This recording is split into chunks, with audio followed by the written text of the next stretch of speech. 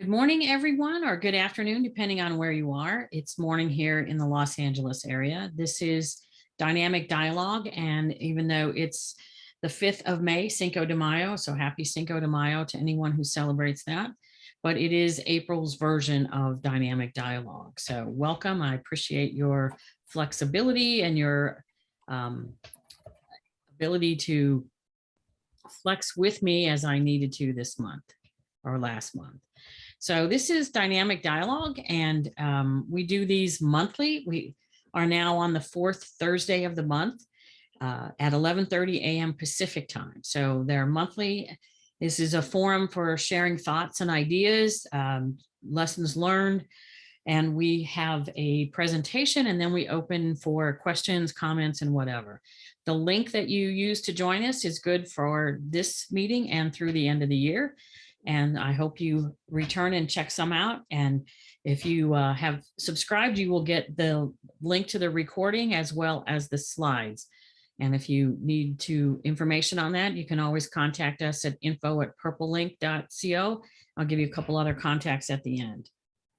So today I'm going to talk about disruptions and shortages. And we have a lot of disruptions due to shortages now, but I'm going to kind of stick with the general term of disruptions.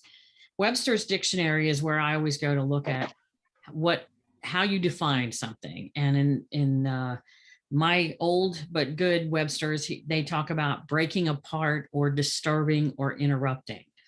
I found a couple of other definitions. I usually like to use the Institute of Supply Management, but they didn't have a particular disruption definition that I could find, but I found one from a company called Arena, and they define it as any event causing an unplanned change in production, sales, or product distribution. And they said it can include natural disasters, regional conflicts, pandemics, and much, much more. And then another company called Software Advice, I like this definition as well. When an external force acts upon a business's ability to get, make, ship, and or sell products. And so we have a lot of words there. And the last one talks about an external force. And so what is an external force? Well, it could be any change or event that happens outside your business, not necessarily one that you created, and in particular, one you didn't create or have any part of, but it has an effect on you and your business. Examples can include the COVID pandemic, which we're all 2 years into now and wondering if we're ever going to have a non-pandemic type of mode to work into.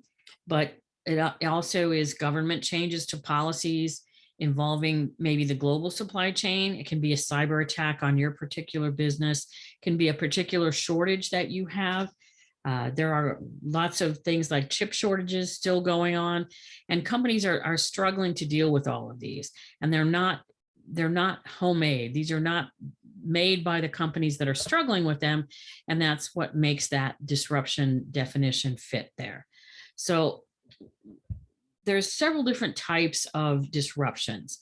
There are disruptions when demand drops suddenly. You have a forecast, you've been working with that, you think that you have a plan going forward, and suddenly your demand and your actuals are not matching up, and your demand has dropped off significantly from what you projected.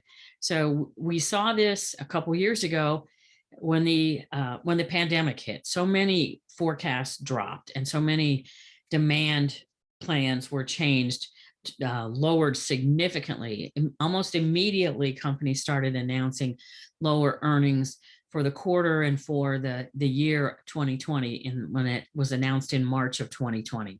So it wasn't really about the Q1 quarter, January to March, but the Q2 quarter, we saw lots of companies jumping in and saying, hey, well, this is going to affect us. And one particular example is the airlines, and they experienced disruption because demand for air travel dropped by more than 95% in April of 2020 compared to April of 2019. So that is a huge drop and an incredible disruption. We all know why, but it still was a disruption they had to deal with. Then the opposite of that often occurs, and we have demand surges. So we saw surges 2 years ago. We saw surges in things like toilet paper, which was an unusual uh, surge to have, but we all went through that. And then you also see surges. We also saw surges at that point in time with personal protective equipment, masks, gloves, disinfectant, Clorox wipes. At one point, Clorox has said it's going to take until the end of this year to even come close to having the amount of stock and availability of products that they had prior to the pandemic. So that was 2 years ago, and it's taken them that long, even though we initially we thought we had to wipe everything down. I remember, and I'm sure you all do too, going to the store, or in my case, my husband went to the store. He would bring things home, and I would get the Clorox wipes out and wipe off cans and jars and things like that.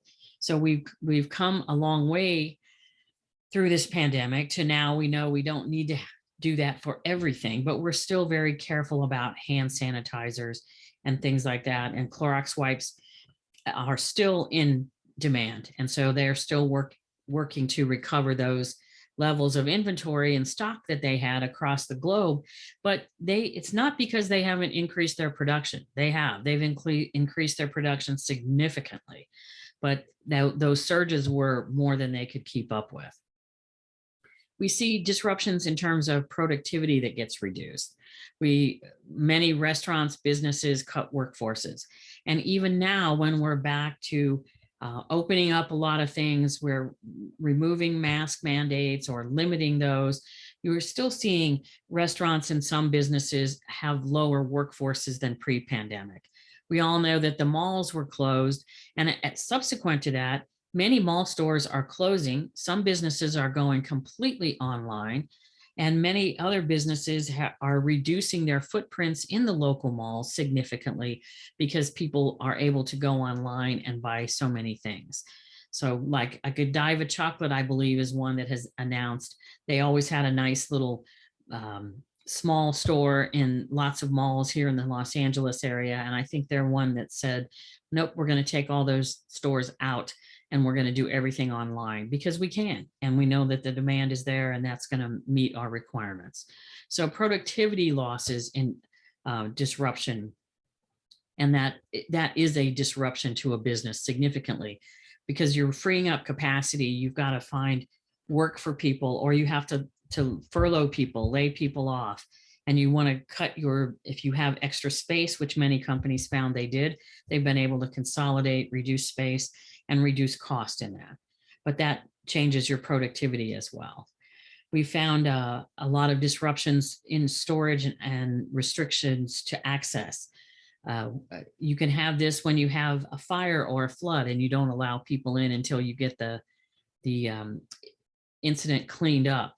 You can have warehouse contamination from various and sundry different things. A chemical spill can result in that. We had storage restrictions though, because again, mall stores were closed. So companies had to consolidate inventory into warehouses that really were just designed to be distribution hubs, moving parts in and out. And now all of a sudden they weren't going to the retail stores. So they were staying in the distribution hubs and other warehouses. So there were restrictions on how much you could put in there, how accessible that was, and where you were going to be able to access that inventory in order to fulfill demand. We have raw material shortages. This is an area where we're very much in tune with this. There are metal shortages, there are chip shortages, there are lithium is an issue. We have a lot of wait and see from the Ukrainian war. We know that wheat comes a lot, 30% of the world's wheat comes from the Ukraine and Russia. And we know that there are a lot of men probably not planting this spring. So that may not show up now. It may not show up this fall, but a year from now, when we haven't had a full harvest from that 30% of the wheat that we expected to get into the world's marketplace, it's going to show up, and it's already showing up in some third world countries who depend heavily on that. So there's a lot of raw material issues, and that's driving prices up. chip prices are all over the place. I have a client who was paying $295, $310, $315 for a chip a year ago, and now the latest broker wants $72 a chip for that. So we're not talking double and triple, we're talking 20, 30 times the same price. So it's crazy what's going on. And we know that transportation has caused a lot of disruptions as well. Another one is reliance on China. As the US has built their products and their offering, and a lot of the technology products that we all use and love and work with every day, a lot of that has a heavy Asian component, and in particular a heavy China component. So there's a lot of reliance on China, on their manufacturers. We know that electronics, PPE, clothing, shoes, all of those kinds of things come from China, and China manufactures, they source, they assemble, they ship, they do all these things. And today we know that Shanghai is in the middle of a shutdown that they've been in for the last 4 weeks. So it's pretty scary to me to see. I've been to Shanghai many times. It's an incredibly vibrant city.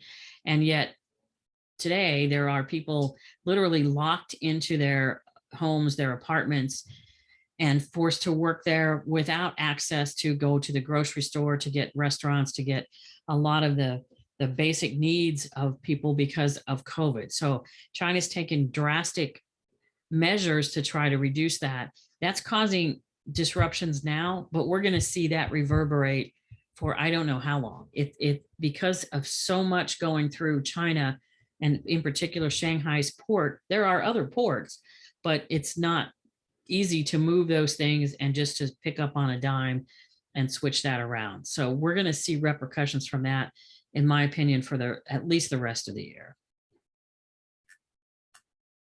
We've seen disruptions here, again, natural disasters. We can all talk about stories from Katrina, Harvey, Sandy, Irma, Michael, and I'm on the West Coast. So this didn't affect my businesses, but it affected a lot of businesses that I do business with. And Sandy in New York was one of the worst hurricanes, and there's still some reverberations from that as well.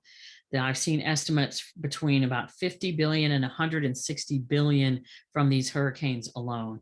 And we're gearing up, they say, for another pretty wild ride in terms of a hurricane season. So we'll see what 2022 brings in terms of that. We know that we've been involved in almost trade wars. China and the US have gone back and forth in the last few years. Tariffs were placed in a lot of cases. Many of those tariffs are still intact, and they're affecting the prices of many metals, mostly steel and aluminum. And yet there are lots and lots of grades of steel and aluminum that are affected by this and by other access to minerals that go into the steel, and in particular the stainless. So there's a lot of issues around that. We know that Volkswagen had their diesel emissions scandal. 70% of US passenger car diesel market was held by Volkswagen. So they were very prominent in this. They had that scandal a couple of years ago. They've recalled over 500,000 cars in the US. And when they recalled them, they took them back and they repaid the owners whatever they paid for that car. So they've got full reimbursements for their car cost. And then they were stuck with cars. And this has happened to over 10 million cars worldwide.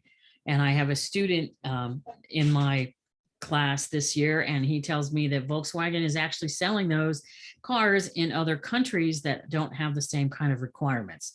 So they had problems, and they're dealing with that. It's cost them a lot of money, many billions of dollars, and yet they're finding ways to do that that may not be the most friendly to the planet and upholding the ideals of the regulations that they were not meeting. We know that we've had transportation shortages. We've had trucking issues. I'm here with two of the busiest ports in the world, Los Angeles and Long Beach, and they have had many, many trials and tribulations over the last couple of years. the pandemic was obviously a factor, but there's other factors too, including the trucking labor shortages. So this has created bottlenecks in hub cities around the globe. And then we add on to that the Ukrainian war, where Maersk, the largest transport water transport company in the world, has discontinued either delivering to or receiving shipments out of Russia. So now there are different boats going different places with different types of cargo. That's been an issue for the last couple of months since the war started and since Maersk made their decision. But we're also going to see that reverberate for a long period of time, because they're changing routes, they're changing the loading docks, they're moving goods to places that were closest to be unloaded, because they literally turned ships around that were headed to Russia. They turned them around from Russia. And I mean, instead of going to Russia, they turned them around and went to a different port. So now there's a lot of parts sitting in places where they weren't really intended to go, and they need to go somewhere else. So we've got a lot of bottlenecks in that kind of area, and in the transportation area. COVID, we still are not through this. Businesses have been hurt. Businesses have closed. Businesses have been on the brink for a year or more. Some businesses are coming back very strong. Some businesses thrived during the pandemic because of the pandemic. If you think about companies like DoorDash and some of the other that really had a lot of business because of the pandemic, when businesses were shut down, but people still wanted to eat out. Restaurants were shut down from being allowing customers inside, so they went to a lot of takeout. People actually did the takeout, but they also used services like DoorDash and Uber Eats and different things like that. PPE manufacturers have had more business than they would actually like. We're all still wearing masks. I know I have stacks of masks in my house. I'm betting all of you do too. So we've all purchased masks and gloves and whatever else in the last 2 years. So some businesses hurt, some businesses not. It's been back and forth and up and down. The medical industry, hospitals were sometimes overwhelmed with patients, and that's a huge disruption. And then when they created COVID wards and extra space, then they had to deal with the disruption of either dismantling that or downsizing those areas. I remember seeing pictures of parking lots where they actually set up COVID wards to treat people. They're blocked off parking spaces at the mall, the strip mall where my grocery store is, next to the CVS, so that they could do drive-in tests and things like that. So it's been a disruption in many, many ways for all of us. And as the pandemic continues, a recent survey I came across shows that 72% of CEOs are worried about losing their jobs this year due to this disruptions that their company is experiencing. Now, again, we talked about disruptions being external to the company, and yet 72% of CEOs actually admit that they're worried about losing their job because of these disruptions. And 77% feel that the actions to address these disruptions are not enough. So they're frustrated with the disruptions themselves. They are frustrated in some cases, in many cases, with their own staff, their own company not being able to address these disruptions. Although we don't have a lot of magic wands to make these things go away and to suddenly find the chips that we're looking for, or make the other part just absolutely come out of nowhere. But more and more, these disruptions are escalated to the executive level. If you don't think that there's some pretty serious discussions going on between the highest levels of all of the automobile companies and companies like Intel and the Taiwanese company, I think it's TMSC. If I get the letters wrong, I apologize, but the Taiwanese company that makes the biggest semiconductor chip manufacturer in the world. So there are some pretty heavy duty activities going on, discussions going on, communications going on to try to figure out how to get the number of parts that they need. I've heard recently that Ford is shipping cars without chips, and the chips that they have deemed the least impactful to customers are like the rear, in a van, the rear controls for air conditioning or heat, the vents. So they're shipping cars without some of these bells and whistles that they typically have had because they can't get enough chips to put into the cars. And they choose to ship those short with the stipulation that when they get parts, they will notify you. You can go into your local Ford dealer and they will install these chips for you. But people are actually buying these cars. So we're seeing a shortage of cars on the market. We're seeing prices increase to cars. And so there's a lot of disruption all through the automobile industry because of that. And today, disruptions are the number one concern of 69% of the CEOs. This is a far different outlook than it's been in the last 5 to 10 years that I've been following it. We still are dealing with the Great Resignation. We see a lot of companies hiring. We see a lot of people changing jobs and moving around. The hiring concerns are still a big deal, but CEOs are concerned more with disruptions than those hiring concerns, more than the network management of IT and cyber attacks and things like that, which is also a hot topic. And we know that we've seen these ransomware issues in the last couple of years where hackers have gotten in and demanded huge numbers of dollars to reinstall and make things operable again. If you remember that about a year ago, maybe 15 months, in the southeast part of the United States, there was the gasoline companies that they had accessed, and people were hoarding gasoline and trying to put it in. There were some safety issues with people not knowing how to properly store gasoline and putting them in things like plastic milk bottles. So it disrupts the business, but it interrupts daily lives too. And then we all know COVID-19, we all have our COVID-19 stories of how that disruption has happened. So we have an environment that we're having all of these disruptions continuing, and it's very difficult to deal with. But one thing we want to do is to try to look at the different factors that contribute to the impacts of these pandemics, of these disruptions, and see what can we do now and what can we do better in the future. In many cases, what we're doing now is just working on the focus of assurance of supply. We're doing everything that we can to try to find parts, to try to smooth out production, to try to smooth out forecasts so that we have some way to continue to do business. And one of these factors that contributes is lack of preparedness. I think the preparedness levels and the activities that most of us would have described pre-pandemic are not what we would say today is being prepared. I remember going through some business continuity exercises here in Southern California. They're often around earthquakes and what would happen with an earthquake, maybe a potential fire from that. I know people that live in the hurricane part of the world, the hurricane belt in the south and up the Atlantic coast, often look at hurricanes and potential impacts from that.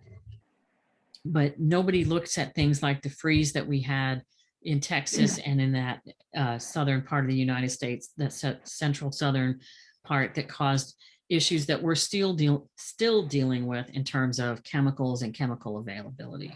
Nobody thought about pandemics, and nobody thought about Delta waves or Omicron waves or the next wave. So we're still very much not prepared for what the possibilities are. Another factor that contributes to severe impacts is limited flexibility, not being prepared to shift, to change your forecast, to change your demand, to change your production levels, to change your product mix. So the limited flexibility has really affected companies and made the impact more severe to some than to others. Single and sole sources always identified as a risk, but even even more so now. When you have these disruptions, these major disruptions, sole sources have always been a real sensitive area for companies, and they've been looking at those closely and managing those. Single sources, yeah, we know we have a single source there, but there's lots of other suppliers, and we have low switching costs, so we could go from that supplier to somebody else. But what they found is when they needed to do that, it wasn't always as easy as they thought. It might not have had a high switching cost, but that's the number of suppliers that were willing to take on new customers, especially at higher volumes, was not as prevalent as it was, say, prior to the pandemic. And when you don't have parts, you don't have parts for anybody. You can't take on new customers because you don't have access to the parts that you need to fulfill their demand.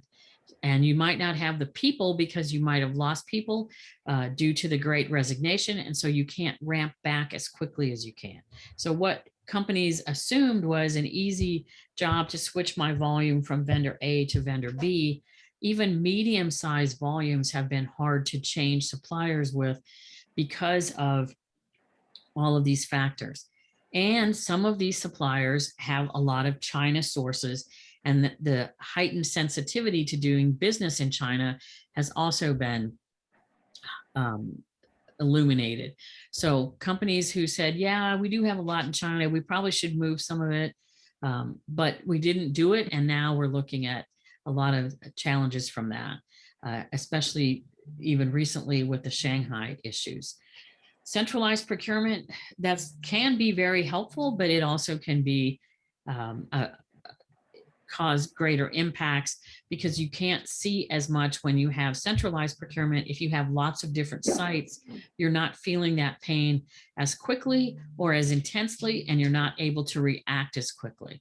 So a hybrid model is what I've seen a lot of companies go to, where they have some parts that are centralized, which is often a good strategy for your really high volume, high dollar things, like some of your raw metals, plastic in general, motors and things like that, but let the divisions or the different sites procure their unique parts because they're closer to that. They can react more quickly when they have issues, and they have better insights of what they need at those sites. Single channel distribution, just like single sources, single channel distribution is a problem. If you were selling everything through one channel, then you found that gets clogged. I saw a lot of companies in the end of year last year around Christmas, they were trying to ramp up. One toy maker in particular, I remember reading about several different ways in Chicago. And he said, I ordered everything early. I knew we would need to do this. So I ordered all of our things early, 6 weeks early, and it's stuck at the port. I can't get it. And if it gets off the boat somewhere, it's stuck. It got to Chicago, and he showed the rail line there. He said, it got to Chicago, but it's under 3 other containers and I can't get it. So that single channel distribution is what he was using. He'd relied on that. He had the rates that he was comfortable with. So then he was stuck paying fees every day because he wasn't moving his container, and yet he couldn't even get access to his container. So a lot of frustration, a lot of areas across the board. And then limited supply chain visibility. I talked to so many companies at the beginning of the pandemic who said, we don't really use China that much because we all thought it was going to be the worst place in China. We thought the pandemic was going to be a SARS or a bird flu, where yes, it's going to affect the United States, but it was found first in China. So we thought it was going to be concentrated in that area. We don't really buy that much from China. So now when I see these colleagues, they say, man, Jane, you were right. I had no idea how much of our lower level parts came from Asia in general. Maybe not China, but they came from Asia. They went through these same ports of Hong Kong and Shanghai and different areas to get to the United States with a consolidated shipment and doing different things. And so that supply chain visibility knowing where, again, not just your tier 1, but your tier 2, tier 3, tier 4 suppliers are and where that's coming from. I know with the metals, there's a lot of consternation about the nickel factor. I've talked to someone who's on the line about that and knowing where that comes from. With the Ukraine, in one of my classes, we've done a lot of reviewing what comes from the Ukraine and what might be a supply chain issue. And we're finding things like neon gas that they use in semiconductors comes from the Ukraine. We already have problems with semiconductors, but we're going to have more because now they're not going to be able to get the neon gas that they need in the same quantities as readily, as easily as they were prior to this invasion. Yes? Someone have a question, comment?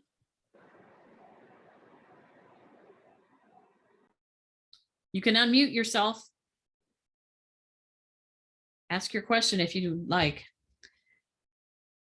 So there are several just dimensions to look at these disruptions. You want to consider the risks. You want to look at a lot of different aspects or dimensions of disruptions. How big is the disruption? How big is the event? Is it large? Is it small? Is it short term? Is it long term? Again, just like we're managing risk, we look at the likelihood of the occurrence and then the size of the potential impact. So on risk, you always look at 2 dimensions. What is the likelihood of it happening and what is the impact if it does? And if I can reduce the likelihood, that's a good thing. If I can reduce the impact, then that's a good thing. And if I can reduce them both, then that may make that risk a lot less to worry about. And one of the things that's not keeping me up at night. So we're looking at the size, the likelihood of the occurrence, the potential of the impact. But is this going to be a one-time thing or is this going to be a recurring thing? So how do we handle that? What can we do about that? And is this a sourcing issue, a supplier availability issue, or is this an industry issue? Is this an act of nature kind of thing? So what is the actual area to look at? Because most of these issues don't have just one aspect. And if we look at them from different aspects, it gives us different ideas of how to handle those, how to work those, how to improve those. We want to measure the cost impact because sometimes it's what do we do first? We have so many things that are on disruptions, so many issues that we're dealing with. We'd really like to be able to prioritize them. So you want to look at the cost in different ways. There's the cost of production stoppage or slowdown. That's the idle time of your people, which goes back to productivity measures, idle time of your machinery, which again goes back to productivity, but it also goes back to your utilization. So if you have machines that you're not utilizing, then that's a cost that you didn't want to incur. And then any and all of the unplanned schedule changes. Whoops, we ran out of those parts, or those parts didn't get delivered on time. Now we can't do this. We have bad parts. So if you have to stop what you plan to do in the very short term, that is an impact, and that it has a cost associated, and you should try to put a quantifiable number around that. Higher freight costs. This is an area I've talked to companies who say, I don't even know how to estimate the freight anymore. I just say I need to go from point A to point B. We've had fuel surcharges for many years now, but the fuel surcharges are crazy. The freight rate itself is unpredictable. We've probably all seen the same quotes and same people who are saying, I paid $2,500 to get a container from China to the US a year ago, and I just had to pay $25,000. In some cases, there's these extra fees they're laying on top. One person said, I had an additional, I paid like 10 times more for the freight, and then they added another $20,000 on top for additional fees. So you can try to dig into those, you can try to fight those, and you should. But some of that is very hard to discern and hard to figure out and hard to fight. So the freight costs are on materials and they're also on equipment. So if you're trying to get new equipment, additional equipment, improved equipment, you're paying the freight cost on that as well. So you're making a big investment in the equipment itself, and then you're making an investment, a bigger cost you're accruing in the freight. And on materials, like I say, who knows what some of that is. And then in many of the chips, you have to send the chips. If you're a suspect, you not only buy them from a broker, but you send them to a lab to get verified and validated, because there still are a lot of counterfeit issues.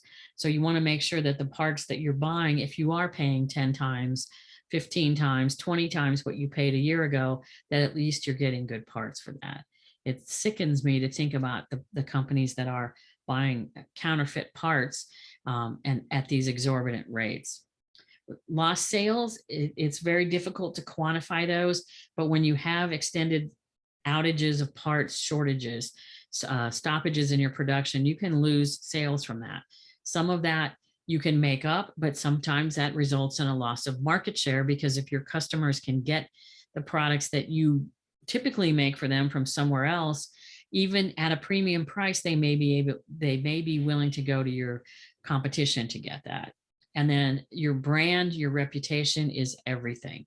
If you have stakeholders that get the idea that you cannot deliver, that you have not the integrity or the customer service level that you had previously, that can be a huge thing, and that can take a very long time, multiple years, to regain trust and loyalty from your customers. So customers expect companies to be prepared, to respond quickly, and when they can't, they're frustrated, even though they're dealing with their own issues, and they understand that these things are not just unique to one company, but they are worldwide issues. Manufacturers experience a lot of different impacts. Shipment delays. This is crazy. Shipment delays, and then there's trucks parked or containers available, but there's no truck to drive them, or there's no driver to drive the truck. So there's a lot of issues there. Quality issues. You would think that maybe quality would be one of those things that was stable, but no, with turnover in people, again, great resignation, changes in personnel, quality issues are on the rise, and companies are experiencing quality problems with suppliers that have traditionally been very consistent quality, high quality, only an occasional issue, but now they're seeing more of that. Tarnished brands I talked about, and customer loyalty, again, I can't emphasize that enough. If you don't have that customer loyalty, then it's a problem. So here are some things you can do. And I like this picture of this guy jumping, because sometimes it's just jump in, take that first step, even though you're not sure what it's going to be and how cold that water is going to be, but it's go for it. So these three actions I think are helpful to companies. To restore, when you have a disruption, you want to just restore, which means focus on the assurance of supply.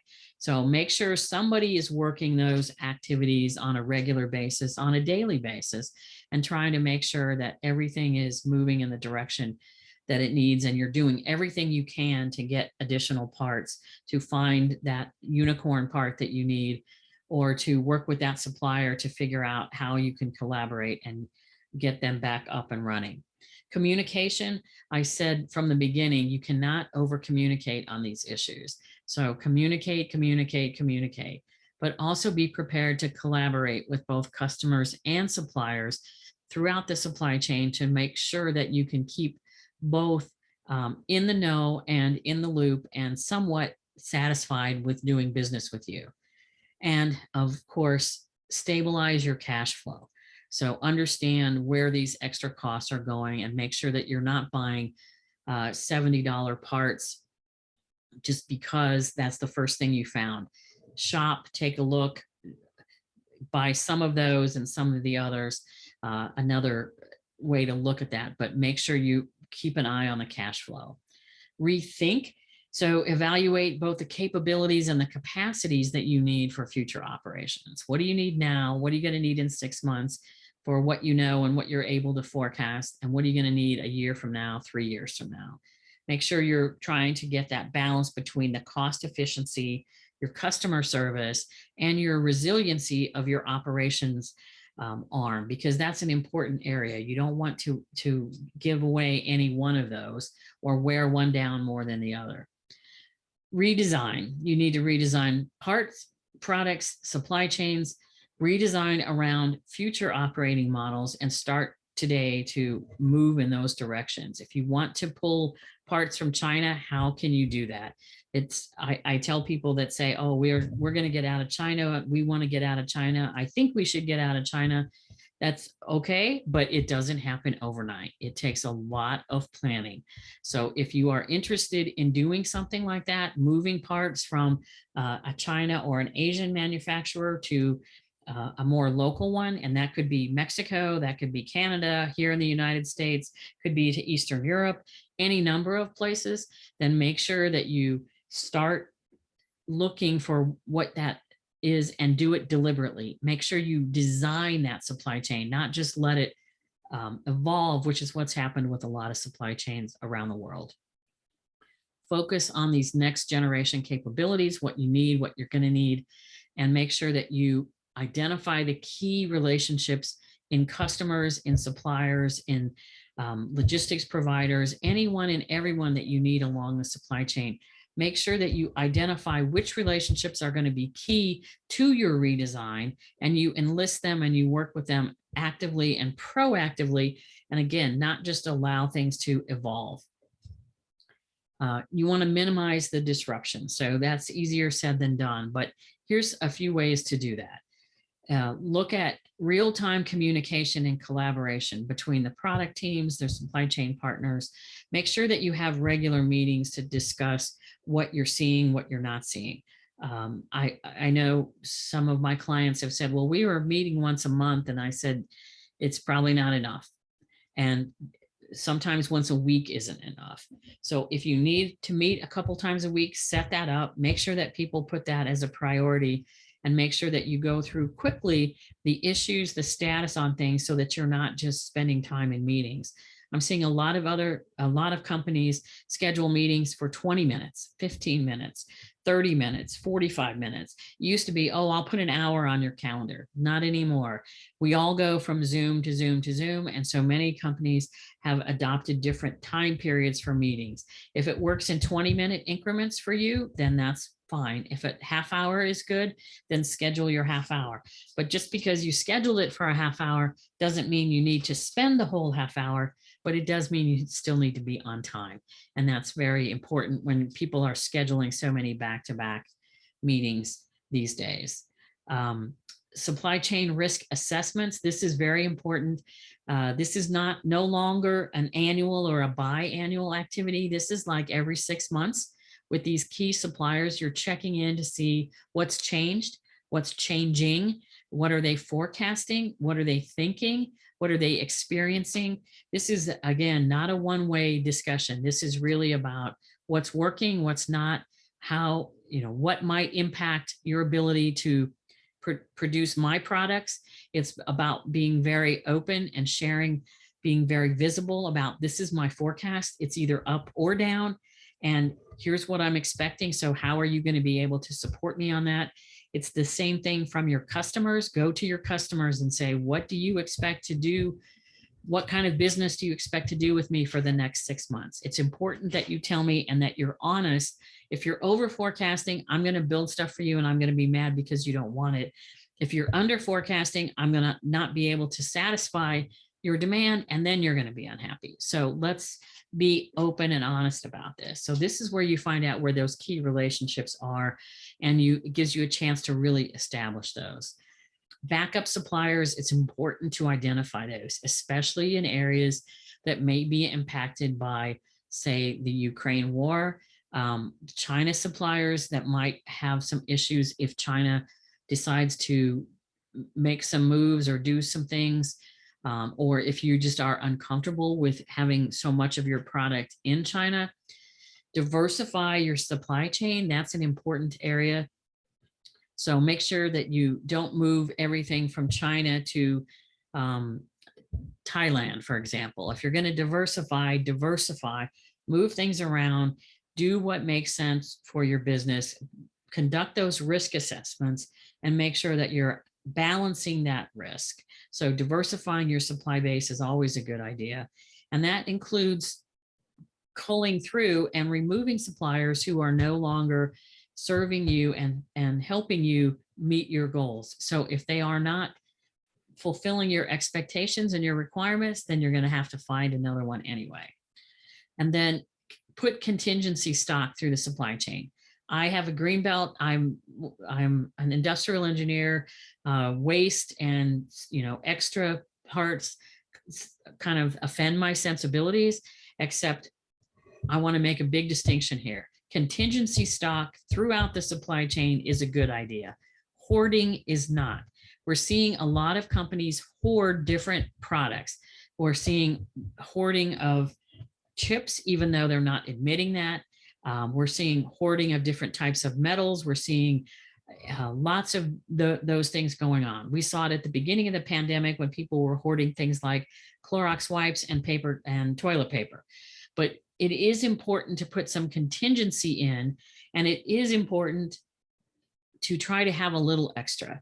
So I've got some suppliers looking for electronic components, chips, and I say, if you can buy a few more, buy a few more. You don't need to buy triple, quadruple, 10 times what you need.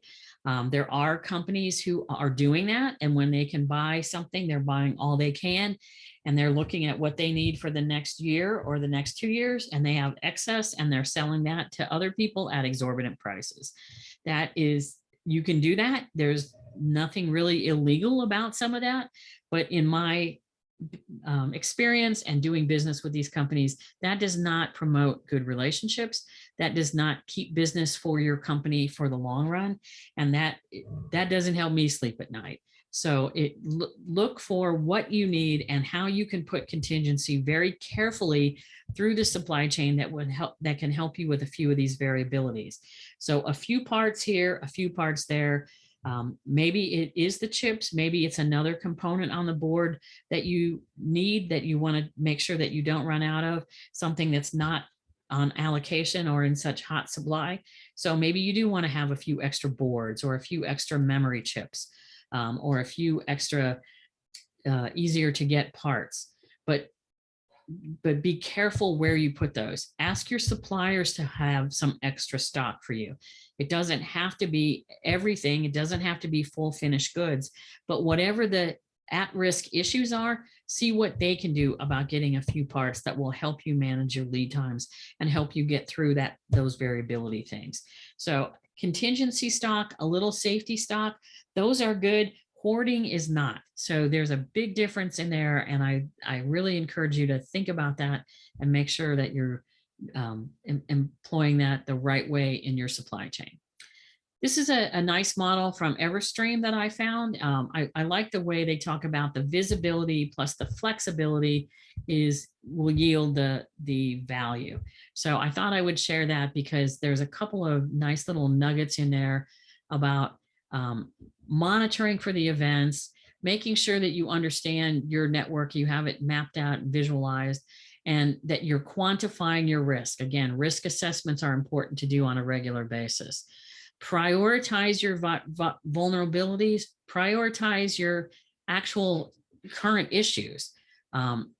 Put mitigation in where you can into these risk areas and continue to do that. So that is a circular kind of thing that you're looking at that and checking that out. And if you do that, you're going to see fewer disruptions. You're going to be able to recover more quickly, and you're going to have the capacity that you need when you need it. So be very careful about what you do in terms of performance, but there are some things that you can do now over and above just all hands on deck to try to find the parts that you need. So that's my presentation for today. In 3 short weeks, I guess, we're going to be doing, I've changed this. I always reserve the right to change the topics. On the end of this month, I'm going to talk about resiliency in supply chains. I think that's a good thing to talk about in light of all the things we're seeing. In June, I plan to talk about some skill issues, employee retention, and then in July, do a recheck for what happened in the first 6 months and what do we expect is going to happen in the last 6 months of the year. If you want to look at, you can check out our website, although I'll tell you my website's outdated right now. It needs to be updated. But you can always contact me directly at jane@purplelink.net. So if you want to have a further discussion, you can also just set up a call with me at callwithjane.com. You can talk about how Purple Link can help your business, or you can talk about issues that you're having, and I'm happy to share that with you. I'm going to do a CPSM class. I don't think we're going to start this month because we've had some students who want to push that out, but we are going to do a CPSM2 class shortly. I will do, there's 3 exams required for that for ISM, and I will do those courses as I have students that are interested in taking them. They're all online and they're an hour and a half a week, so it's an easy schedule for most people to fit in. I'm going to do some workshops, risk-based thinking and decision-making, and then Lean and Six Sigma for supply chain. So those are planned. I don't have the exact dates, but that's what I plan. And as always, I like to leave you with a thought. I thought this was interesting. It comes from William Pollard, who, believe it or not, he was born in 1911 and he died in 1989. He was an American physicist and an Episcopal priest. He started his career as a professor of physics at the University of Tennessee. He championed the Oak Ridge Institute of Nuclear Science.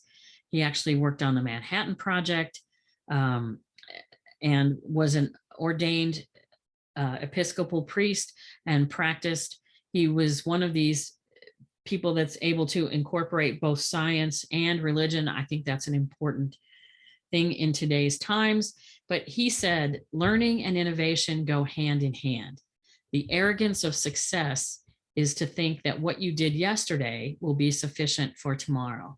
So many of you that I know have had careers that are very successful, but I think this is a word for the wise. Just because it worked last year, the year before, 5 years ago, doesn't mean it's going to work tomorrow. And for those of you, some of you students that I see that are attending, I've said this before and I continue to say this, just be prepared to keep learning and innovating for the rest of your life. I think it's a great opportunity, and don't rest on your laurels to think that whatever you did is going to be good enough for tomorrow, because we are in a world of continuous improvement. We all need to keep upping our game, upping our skills, and continuing to grow and make bigger, broader contributions. So that's the end of my presentation. I'm going to shut down the slideshow and turn off the recording, and I will take questions, comments, whatever.